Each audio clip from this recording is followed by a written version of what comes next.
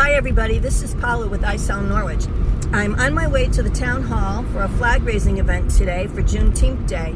Unfortunately, we got short notice about this event, so Linda's not able to join me, but it should be a great time anyway. So I'll see you there because I'm running late. The Juneteenth flag raising ceremony. Can everybody hear me okay? Yep. Oh, we're getting started. Hello? Can everyone hear us? Okay, thank you. All right. Yes. Thank you. Good morning again. My name is Anthony Holland. I'm the president of the Norwich branch of NAACP. We'd like to thank everybody who made it out today to be a part of this great celebration. Dr. Giselle Turcotte here will be the master of ceremony, and at this time I will turn it over to her. Good morning. Good morning. Oh my gosh, what a beautiful day. And all these beautiful faces. You know, we normally welcome people in and we talk about distinguished individuals, but I'm going to say everyone here is distinguished. Because just like we have on Mitchell's campus, we talk about the beloved community. Dr. Alicia Martinez brought that to our campus. For Dr. Espy, who'll be meeting later, we believe in the beloved community brought forth by the Reverend Dr. Martin Luther King. And that all of you being here today, you are dignified and you are the beloved community. Give yourselves a hand.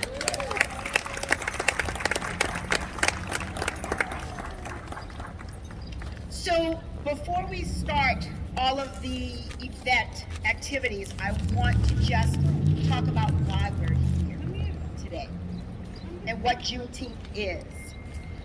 Juneteenth is the oldest nationally celebrated commemoration of the ending of slavery. The ending of slavery, I say, because it actually was signed in 1863.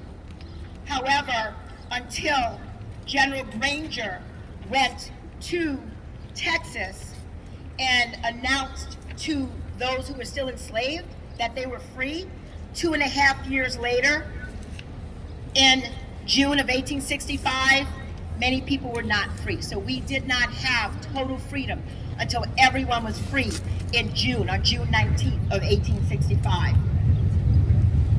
So one of General Granger's orders is as I read. The people of Texas are informed that in accordance with a proclamation from the Executive of the United States, all slaves are free. This involves an absolute equality of rights and rights of property between former masters and slaves, and the connection heretofore existing between them becomes that between employer and hired laborer. From that point on in Texas, beginning in June 19th of 1866, that became known as Juneteenth. Many jubilant celebrations have been held since that day, including family and friends. These celebrations often include barbecue pits and strawberry soda pop, which continue to this very day and are the staples of Juneteenth celebrations. On January 1st, 1980, Juneteenth became an official state holiday in Texas and the first state to grant official recognition of Juneteenth as an emancipation celebration. Last year, on June 11th, down in New London, Connecticut, it was signed into state law by the governor as well as dignitaries in New London on June 11th, 2022, and it took effect October 1st, 2022. So you are now involved in the very first recognized legal holiday in Connecticut for Juneteenth. Congratulations, everyone.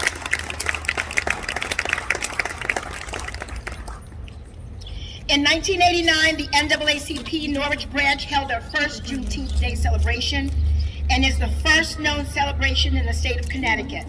In June of 2012, the Norwich Freedom Bell was forged in the City of Norwich as part of the NAACP Norwich branch Juneteenth celebration. On June 17th, 2021, President Biden signed into law making Juneteenth a federal holiday, and on May 27, 2022, Governor Lamont signed it into law making Juneteenth a state holiday. The symbolism was down in New London, just to be clear on that. 158 years later, we continue to celebrate Juneteenth to remember this most magnificent period in our country's history, and to ensure the events of 1865 in Texas, of the last known enslaved being freed, is never forgotten. So we're going to move to our program, and for the invocation, we have Reverend Paul Doyle from Park Congregation Church.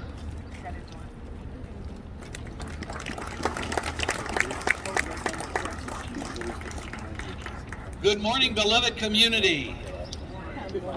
Thank you for being here today. Thank you for the honor of my being here today and this moment of being able to start off with a good word. Join me as we pray. Thank you, great Creator, for this day of joy and remembering. The joy of this beautiful day and of being together, and to remember the joy that we celebrate and what this day stands for. And for our call to remember and always share history, even in spite of its hard lessons.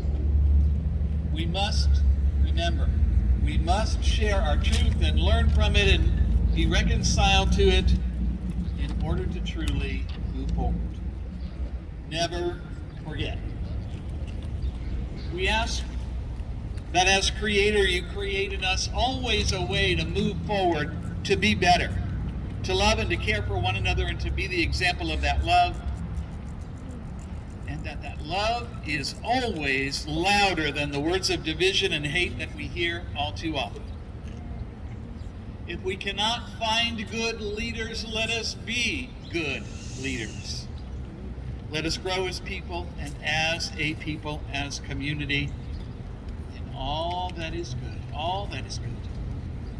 We thank you for all that is good, even in our challenges, and even in that you let us be loving examples and love extended in the world around us.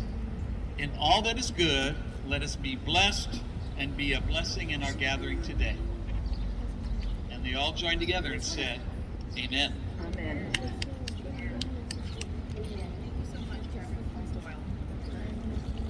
Next, we have from the NAACP Robert C. Duncan Youth Council, the Norwich ACT SO Silver Medal winner, to sing for us the Negro National Anthem, Lift Every Voice, Miss Morgan Allen.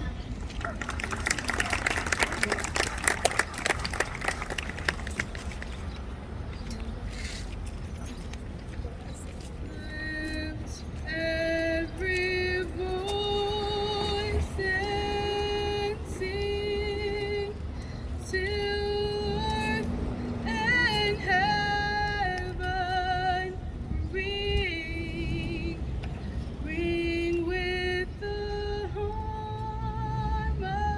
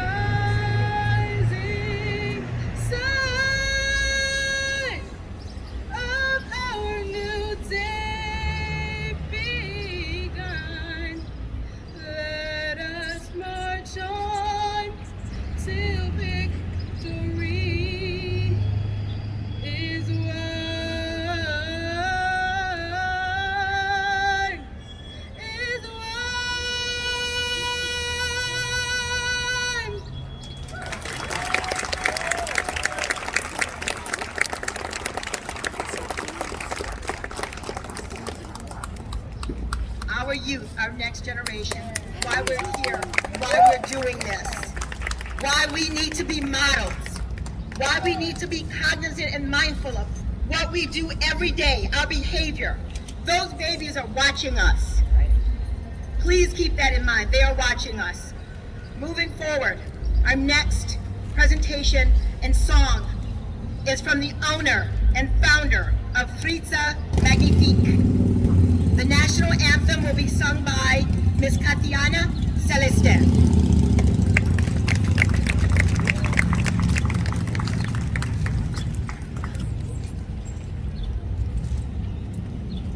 Hello, everybody.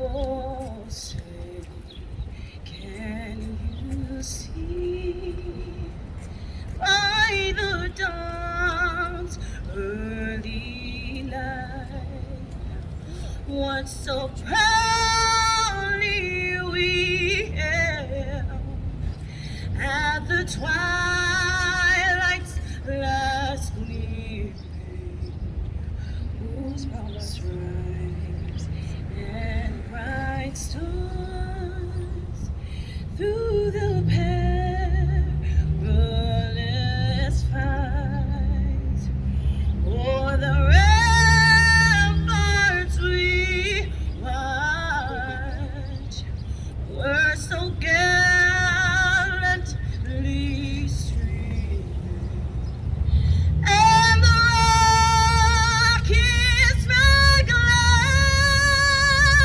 the bombs bursting in air, gave proof through the night that our flag was still there.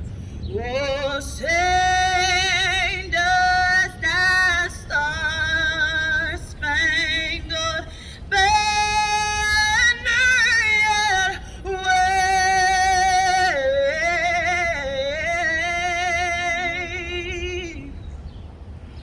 Oh, the land of the free,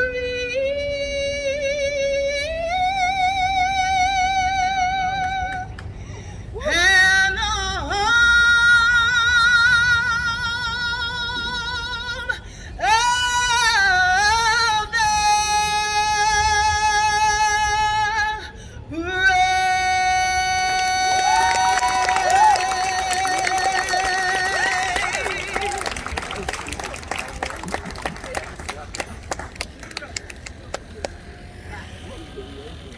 All right.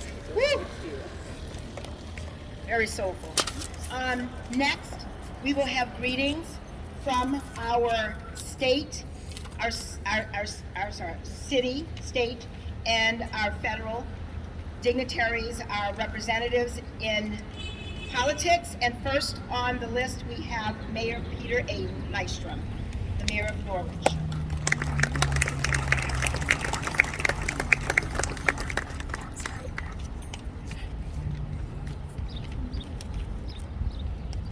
I don't know how you follow that last person singing. That was just amazing. Thank you for gracing us with your voice. Today, as we honor Juneteenth Day here in the city of Norwich, just a couple brief facts. We were the first city to ever do so here in the state of Connecticut. And I remember the project, the Bell Project, over here to my left with the David Ruggles Freedom Court. We were all very happy to work on that project a number of years ago because I could see how it connected to what we believe and how our people believe as well. In fact, one little bit of history, since we're 400 years and 4 miles of history. In 1863, there was a referendum across the state about slavery, to abolish it. It failed statewide, but it passed overwhelmingly here in Norwich in 1863. So our ancestors were aligned with our beliefs and our positions today as well. And I think that's worthy of making note. Also today, I would like to acknowledge the Jenkins family. Many of them are here with us today. They're right here to my left. We should give them a round of applause.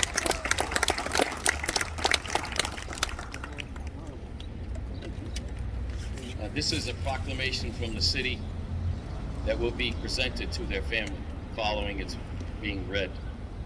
Whereas Juneteenth is the oldest nationally celebrated commemoration of the ending of slavery in the United States, whereas in 1865 it was on June 19th that the Union soldiers led by Major General Gordon Granger landed in Galveston, Texas, with news that the war had ended and that the enslaved were now free. Whereas this was 2.5 years after President Lincoln signed the Emancipation Proclamation, which had become official on January 1st, 1863, where Senate Bill 305 was passed by the House and Senate of the State of Connecticut and signed into law by our governor, declaring the 19th day of June to be Juneteenth Independence Day, a legal holiday in the state. Whereas Lieutenant Daniel Jenkins II, the first black officer in Norwich, held the first Juneteenth celebration in Connecticut in 1989, here in the Rose City, educating all to the significance of Juneteenth with a celebration. Whereas Lieutenant Daniel Jenkins II, with the help from the NAACP and the City of Norwich the following year, and have hosted the celebration yearly, and began to receive help from Global City Norwich a few years ago. Whereas the Rose City is proud of their history of celebrating Juneteenth and being the first city and town in Connecticut to do so, and welcomes the continued celebration of Juneteenth and all it stands for. Now therefore, I, Mayor Peter Nystrom, and Norwich City Council Pro Tem Joe DeLucia, on behalf of the Norwich City Council and the citizens of the City of Norwich, to hereby declare the month of June as Juneteenth in the City of Norwich, and urge all our citizens to become more aware of the significance of this celebration in African American history and in the heritage of our nation and our city, dated this 16th day of June. Dan and Dennis, if you could come forward, please. I'd like to make this presentation to you and to your lovely family.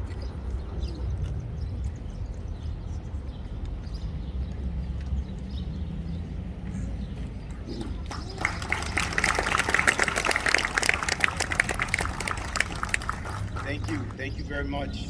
On behalf of my family, this is definitely an honor.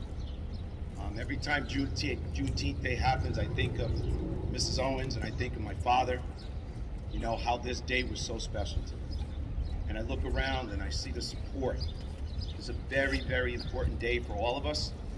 In the City of Norwich, I love this city. My father loved this city. My family loves this city. And I can see you guys love this city. Again, thank you guys on behalf of our family.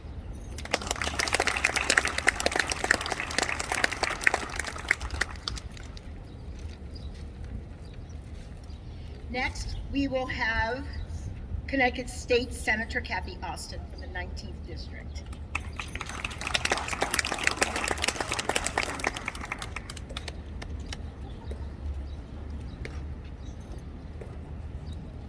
Thank you very much for allowing me to speak this morning. I think that this event is telling, and the number of people that are here today is really telling of people remembering what our history is. This year, Juneteenth theme is a wave of freedom, to recognize that everybody should have equity and dignity. Every single person should be surrounded by equity, should be surrounded by freedom. Freedom in so many ways is a term that many people don't understand the history of it.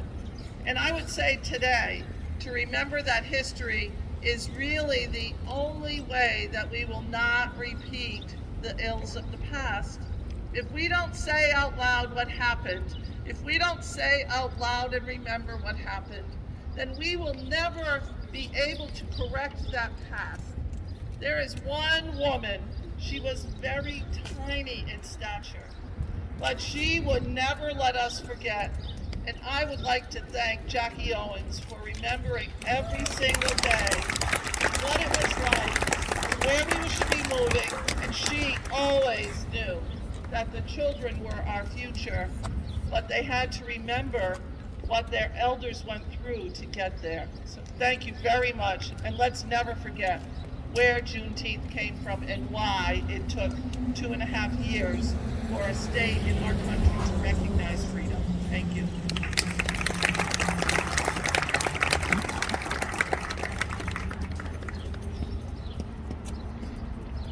Next, we have, from our federal government representation, we have U.S. Congressman Joe Courtney from the 2nd District. Advocate, and again, congratulations to the City of Norwich, all the organizers, the Jenkins family, for their vision a long time ago in 1989 with Mother Jackie Owens, who was there faithfully year in and year out. And it's quite extraordinary how just really within the last 48 months, suddenly our nation caught up to Norwich when the Juneteenth federal holiday law was passed in 2021 that President Biden signed, actually with minutes to spare before the 2021 Juneteenth, and then the state of Connecticut following suit last year. Again, Jackie, as Cathy said, was just an extraordinary individual. I was with her. She was my guest to the grand opening of the African American Museum in Washington, D.C., which again was just sort of one of those milestone events that, you know, people like her had advocated for year in and year out, where a lot of people thought it just never would come to fruition. And yet today, that is the most sought after ticket in Washington of all the Smithsonian institutions, which is kind of a fun fact that actually makes you feel like, again, there's some still, you know, really strong, positive, feelings in this country about really trying to bring us together as a nation. But Juneteenth should never be viewed as just a walk down memory lane, although it does commemorate an important moment when chattel slavery was eliminated. It's a reminder that we still certainly have more work to do, both as a state and as a country. Right now, today, up in Hartford, President Biden is in town to commemorate the one-year anniversary of the Safer Communities Act, which was, again, the first sort of slight movement towards addressing the issue of gun violence, which hits black communities to a much greater degree than others in the U.S. And again, there's been real progress. Just a few minutes ago, the U.S. Department of Justice announced $3 million for the state of Connecticut to beef up our background check system to, again, make us a safer place for our communities, and which is worth applauding. But there is, as I said, still much work to be done. If you look at really what's happening in our country in terms of black infant mortality, which is just shockingly and sickeningly so much higher than it is for other communities in this country, and the fact that we need to concentrate good policy and resources to bring that down. Congresswoman Lauren Underwood, a black nurse from Illinois, has legislation, the Black Infant Mortality Omnibus Act, which again we are working hard to really build up support, just like we did with the Juneteenth resolution, to make sure that we again meet these continuing persistent challenges, which gatherings like this remind us that there's still work to be done. So again, thank you to all the organizers, and congratulations again to the City of Norwich for leading the way for our nation for recognition of Juneteenth for the entire country. Thank you.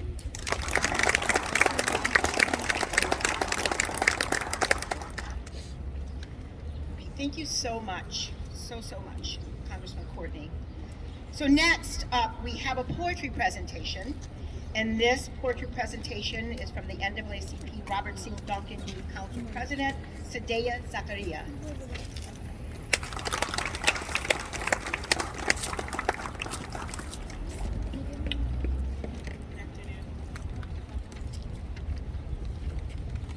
This is an original piece called Juneteenth. Generations after generations, the fighting is still going, the hurting still thriving, the killing of innocent black men by cops day and night, the separation of our skin color, the judgmental eyes lingering, and the tiredness of our souls screaming to be helped from this injustice that caused our ancestors to be ridiculed and mocked. Juneteenth is a day to be remembered, a day to celebrate our freedom. Today, we celebrate 158 years of freedom in honor of our ancestors. The ancestors that fought long and hard for us to be here today, to be free today, to be able to get an education today, to be able to be black today. Thank you. Thank you so much. so much, Sadea. Next up, I get to introduce a woman that I get to see and hear from daily, who has touched my heart, my life. She's such a role model and just a beautiful, beautiful spirit. Before I introduce her for her keynote speech, I'd like to tell you a little bit about her in a little bit, because we'd be here forever, honestly, if I just read everything that this remarkable woman has done. Dr. Tracey Espy has served for over 23 years in higher education. And prior to entering her third year at Mitchell College as the first Black female president,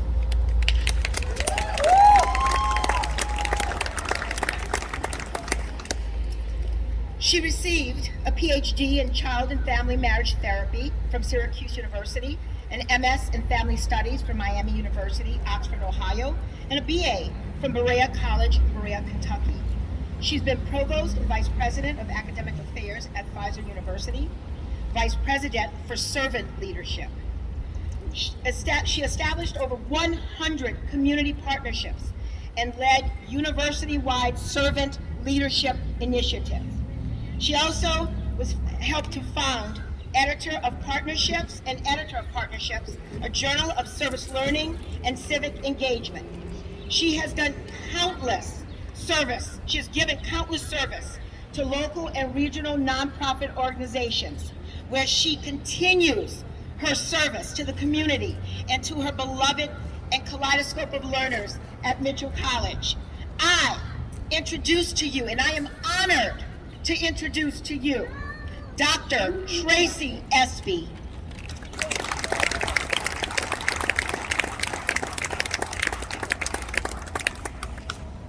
I was standing there thinking, who's she talking about? But anyway, thank you so much for the opportunity to speak with you today, and to those dignitaries that came up. Can't say everyone's name, but we certainly want to acknowledge your commitment to this very important day by your being present is demonstrating that. Acknowledging the essence and importance of Juneteenth is a simple act that the more we learn about the origins of this holiday and the people whose lives were changed by it, it humanizes the experiences of a people and the collective stories they share in view of their freedom. For a few minutes, I would like to reflect on the power of stories, past, present, and future in view of this very important holiday. The power of past stories is what brings us here today. Juneteenth is about the lives of people enslaved for years and ultimately afforded the opportunity to live freely after Emancipation Proclamation. It should be noted that June 19th, which we already have talked about, that 1865 was the day in Texas when enslaved Black people were newly free, hence the importance of the Day of Independence and the recognition of the freedom of enslaved people and the celebration it deserves. Our celebration today commemorates the hardships endured by our brave people. It exemplifies survival, resilience, perseverance, empowerment, and hopefulness. There are many stories of former slaves that have been passed down through family members for many generations. These old stories were sacred connections to a time long ago, and yet these stories humanize the realities of the struggles of slavery and the importance of ensuring that each generation preserve the truth of its culture and pass these stories to the next generation.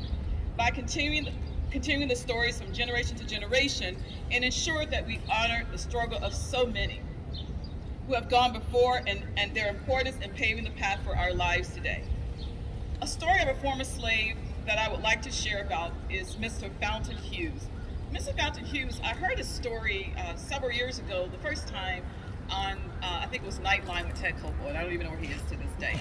But what it was the narrative stories that were reported from a number of slaves in the 1930s and 40s. And then you fast forward to 2014, 2015, when our technology allowed us to remove a lot of the grain and static in these stories. And it's quite powerful. So if you've never had an opportunity to listen to narrative slave stories, I would strongly encourage you to do it. But Mr. Fountain Hughes was an amazing individual. He talked about the fact that his story centers around the fact that his grandfather was owned by Thomas Jefferson.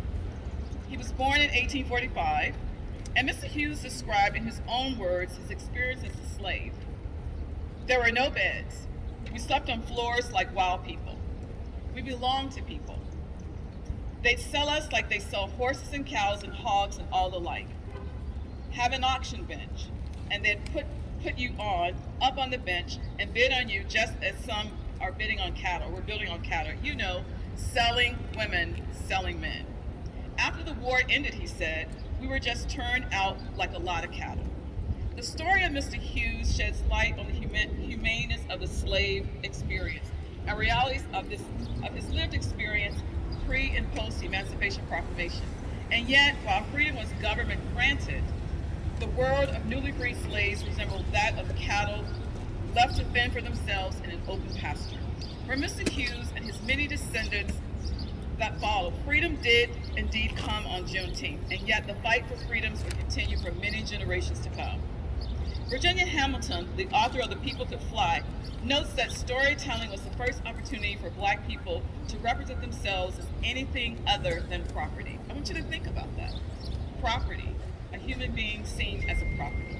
Story is as essential to the human spirit as breathing. Slaves knew that telling their story was the only way they could bear witness to what they had been through. They knew that they didn't dare write their story down or read someone else's story, but the only freedom that they had was to speak it. The power of speaking your story cannot be underestimated. Today, as in many years ago, we have a story to tell that reveals our lived experiences in this society. Each of us, whether our ancestors were enslaved or free, have a story to tell that celebrates the spirit of our humaneness. What I am today, a present story, is linked to the direct experiences of my ancestors. Fortunately, my family, although many other families of people of color, we actually had the stories being passed down from generations to generation through storytelling, but also in records that were kept in a very, very old, large family Bible. My ancestor, Darby Willis. For those of you who don't know, I'm Tracey Espy. So I'm a direct descendant of Darby Willis. Darby Willis was a slave that was purchased from Virginia and brought to Alabama. Darby was a driver, farmer, minister, and ultimately founder of a church located in Galion, Alabama. That is now considered a historic, and on the National Historic Registry in Alabama. Darby Willis passed away 1 year after slaves were released from Texas in 1865. His children and many descendants thereafter would taste freedom in ways he did not. The knowledge I have about Darby Willis was passed down to me from stories told from one generation to another. Growing up, I had some knowledge, though limited, about my ancestors. And yet it was not until graduate school, when I began to compile research for a project, that I gained more insight into the rich history of my family. It would be years and tears to bring me to a place of true acknowledgement, gratitude, and acceptance of this glorious history that is mine and that of my family. To state this plainly, the more I learned about my family's story, it exposed the stories of so many other people who were marginalized and displaced for reasons beyond their control. This knowledge of these collective stories became a force in opening my eyes and heart to the human nature of pain and suffering. The stories became more real, more painful, and more meaningful. As a free ancestor of Darby Willis, growing up in the South, yes, I grew up in Birmingham, Alabama, after the Civil Rights Movement.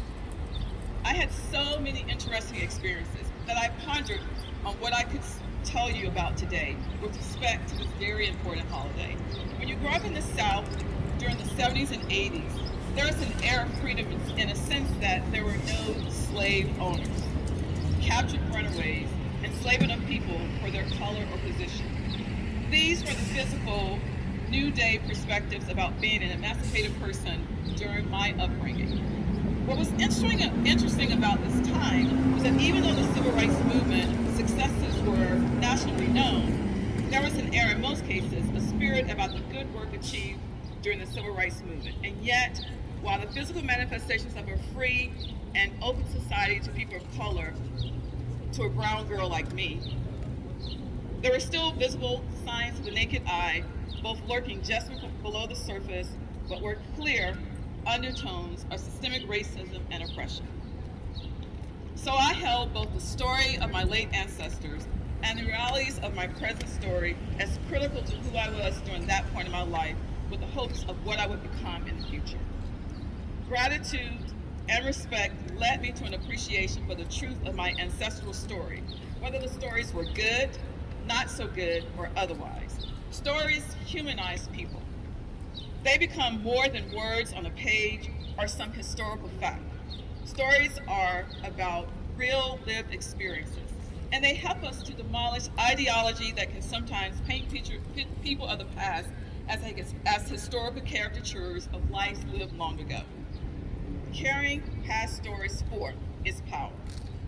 My ancestral stories are my superpower. It took me a long time to say that and to believe it, but it's true. It is my superpower. Without these stories, I would not be here today speaking to this very fine group of people.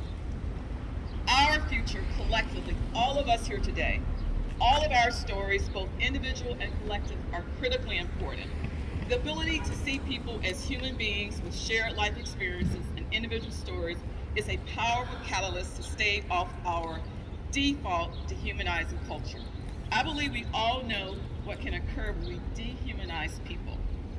It is when we see people as less human, less worthy of humane treatment. Without going too deep into the social themes of today, we can all point to the increased violence, human rights violations, and so much more that plague us today. When we stop seeing each other as individual humans, with different views, lives, ideology, stories, we run the risk of dehumanizing individual lives of seeing people as objects or in earlier times, property. Juneteenth is about freedom and the celebration of the independence of enslaved people. Let us not forget the stories of the past or present. Let us commit to making sure our future intentionally values the stories of all. The very freedom of our society depends on it.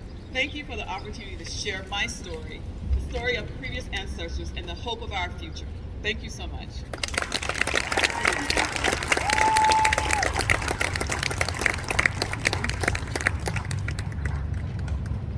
Thank you. You can see why I said she's a remarkable woman. She just is. She runs a remarkable campus as well. I wanted to just bring to everyone's attention before we go to the entertainment, there's a blue cooler right on the other side of the courtyard. If anyone needs to grab a bottle of water or anything, you can walk right around and grab out of the blue cooler. Next, we have a performance by a group that is so popular here in southeastern Connecticut, and I think at this point pretty statewide. They've been in various competitions. But we have a special performance by Blooming into Greatness, or better known as B.I.G.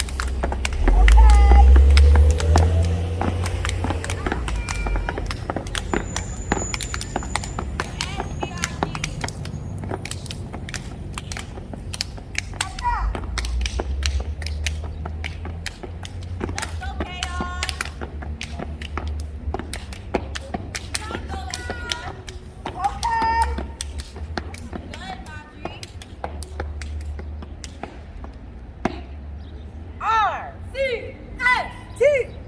Ha! Ha! Rose! C! Step! T! Yes, B.I.G.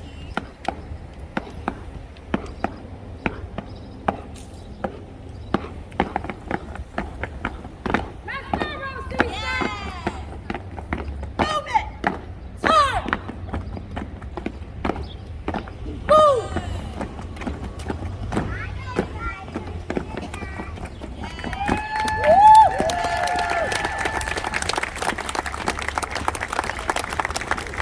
Our generation, our next generation, yes. Beautiful, beautiful, guys. Stepping is a great thing. HBCU stepping is. Woo! Next, we have an award presentation. The presentation of the 2023 Daniel D. Jenkins Second Memorial Award. And I'm going to call up the president of the NAACP, Mr. Anthony, to come up and announce the award. If I could get Miss Becca Atkins, please, to the podium.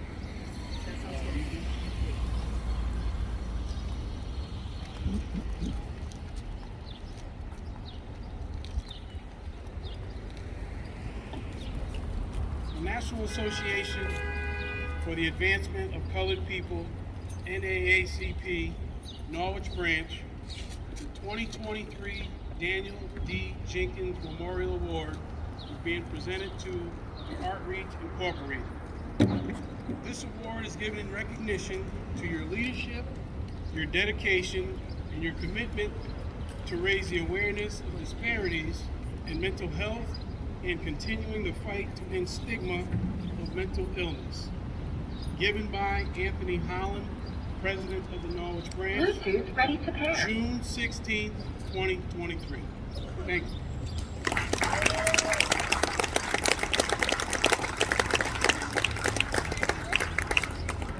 We at Outreach are so honored to receive this award, and we want you to know that we are committed to taking what we've learned about reducing stigma of mental illness, using the Second Step Players Theater Troupe for years, and we are applying that to new topics. Our current project is called The Waiting Room. Please keep an eye out for it. It's a theater production about racial disparity in mental health care and health care.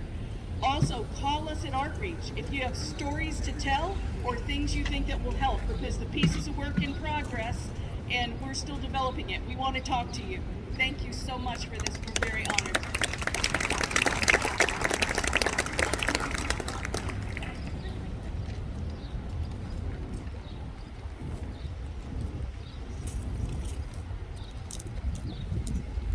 Bluetooth connected.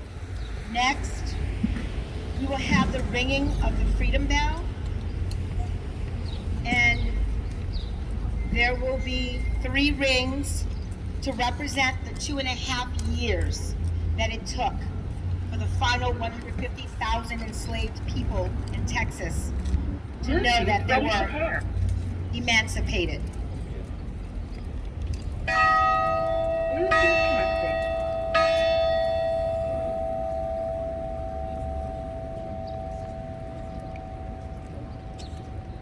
Next, we will have the raising ready to pair of the Juneteenth flag by Ms. Sadea Zachariah and the NAACP Robertstein Duncan Youth Council.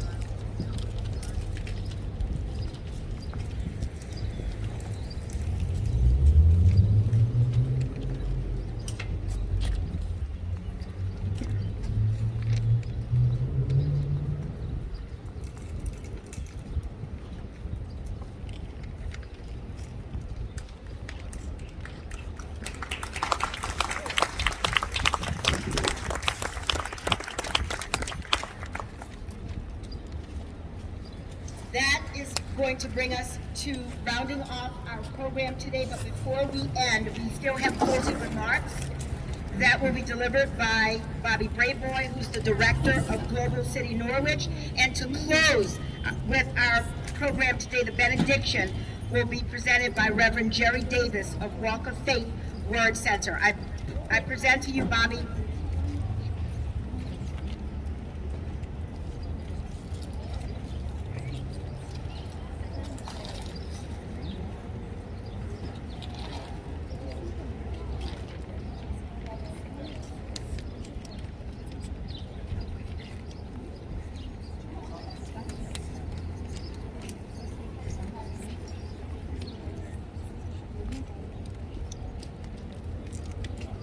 the Director of Global City Norwich, everyone, Bobby Brayboy.